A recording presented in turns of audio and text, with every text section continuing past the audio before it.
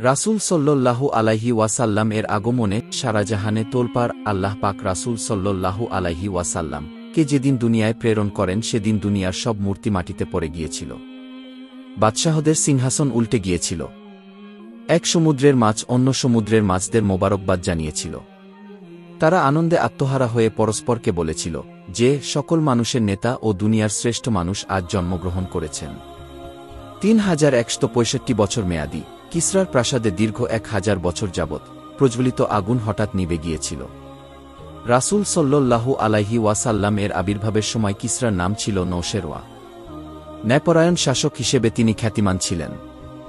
এ বাদশাহ শ্বেতপাথরের একটি প্রাসাদ নির্মাণ করেছিলেন। সে প্রাসাদের 14টি গম্বুজ ছিল। রাসূল সাল্লাল্লাহু আলাইহি ওয়াসাল্লাম এর আবির্ভাবের সময় সেসব গম্বুজ ভেঙে মাটিতে পড়ে গিয়েছিল। এ ঘটনায় বিশ্বজুড়ে তোলপাড় সৃষ্টি হয়েছিল। মক্কায় এসে একজন ইহুদি জানতে চাইল যে আজ কি কোরাইশ বংশে কোনো শিশু জন্মগ্রহণ করেছে। তাকে জানানো হল যে হ্যাঁ, এক শিশু জন্মগ্রহণ করেছে। ইহুদি জানতে চাইল সে শিশুর পিতা কি জীবিত আছে। তাকে জানানো হল হ্যাঁ, পিতা জীবিত আছে। ইহুদি বলল এমন একটি শিশু জন্মগ্রহণ করেছে কিনা যার পিতা জীবিত নেই। ইহুদিকে জানান হল যে হ্যাঁ, এরকম একটি শিশু আজ মক্কায় জন্মগ্রহণ করেছে। সে শিশুর প্রয়াত পিতার নাম ছিল আব্দুল্লাহ, দাদার নাম আব্দুল মুত্তালিব। একথা শুনে ইহুদি শিশুটিকে দেখার ইচ্ছা করল। ইহুদি হায় হায় করে বলল, হায় বনি ইসরায়েল, নবুয়তের গৌরব তোমাদের হাতছাড়া হয়ে গেছে। বাদশাহ নওশেরওয়া অস্থির হয়ে পড়ল। সে যুগের বিশিষ্ট খ্রিস্টান পাদ্রী আব্দুল মসিহকে ডাকা হল। নওশেরওয়া পাদ্রীর কাছে এসব বিস্ময়কর ঘটনার কারণ জানতে চাইল। পাদ্রী বলল, জাহাপানা, আমি কিছুই বুঝতে পারছি না। আমার এক মামা তাওরাত ইনজিলের বড় পণ্ডিত, তিনি সিরিয়ায় আছেন। আমি তার কাছে গিয়ে এ ঘটনার তাৎপর্য জেনে আসতে চাই। বাদশাহ পাদ্রীকে সিরিয়ায় যাওয়ার অনুমতি দিলেন। সিরিয়ায় পাদ্রী আব্দুল মসিহের যে মামা থাকত সে সময় সে ছিল মৃত্যুশয্যায়। কখনো জ্ঞান ফিরে আসে, কখনো অজ্ঞান হয়ে যায়।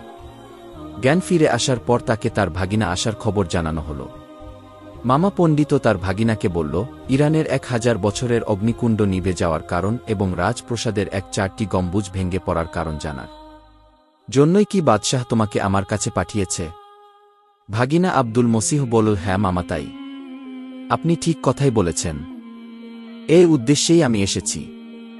সিরিয়ার পাদ্রী বলল, বাদশাহকে গিয়ে বলবে যে মহান ব্যক্তির আবির্ভাব ঘটেছে, তিনি কুরআন নিয়ে আসবেন।